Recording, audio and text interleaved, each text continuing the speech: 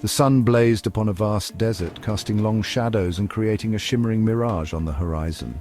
Sand stretched as far as the eye could see, forming an endless sea of golden waves. It seemed like a desolate place, but life found a way.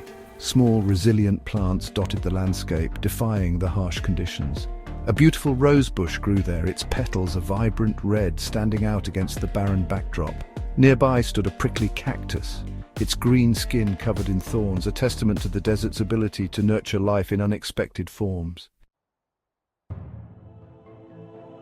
The rosebush, proud of its beauty, often boasted. It stood tall in the garden, its vibrant petals catching the eye of every passerby. "Look at my lovely petals," it would say, swaying in the breeze, "so soft and delicate. They are the envy of all the flowers." One day, the rosebush looked at the cactus with disdain.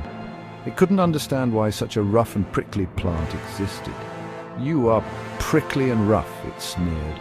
"Your thorns are a menace and your appearance is uninviting. No one would ever want to be near you."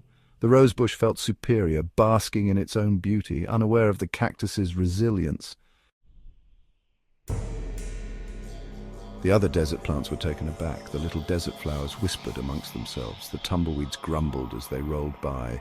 Even the lizards shook their heads. The cactus, however, didn't react to the rose's insults. It knew its purpose in the desert. Summer came with a vengeance. The heat was unlike anything the desert had seen in years. The air shimmered with the intensity of the sun's rays, creating mirages that danced on the horizon. The sun beat down relentlessly, showing no mercy to the creatures and plants that called the desert home. It was a test of endurance and survival.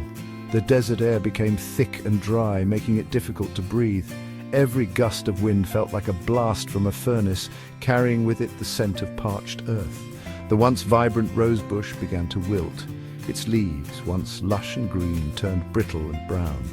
The petals, which had been a brilliant red, now faded and fell to the ground. Its leaves drooped, and its petals started to fall. The rosebush felt a deep sense of despair, wondering how it would survive this relentless heat. The cactus, however, remained strong.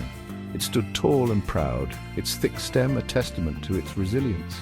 It had prepared for this moment, storing water deep within its core. It had stored water in its thick stem, ready for the harsh summer. The cactus knew that survival in the desert required foresight and preparation. The rosebush, desperate for water, saw small birds flocking to the cactus. These birds, too, had learned to rely on the cactus for sustenance during the dry months. The birds pecked gently at the base of the cactus, drinking small drops of water that seeped out. It was a delicate balance, a symbiotic relationship between the cactus and the birds. It seemed the cactus was offering a helping hand, or rather a helping thorn. The rosebush watched in awe, realizing the strength and generosity of the cactus. Ashamed, the rosebush whispered, "Cactus, could you spare a drop of water for me?"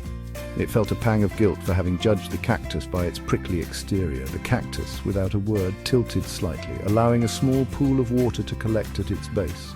The rosebush drank gratefully, feeling the life slowly returning to its veins. The rosebush drank gratefully, its life slowly returning.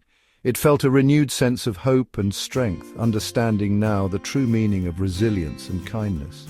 It had learned a valuable lesson that day. The desert, though harsh and unforgiving, was also a place of unexpected beauty and generosity. Never judge someone by their looks, for true beauty lies within. The rosebush and the cactus stood together, a testament to the strength found in unity and understanding.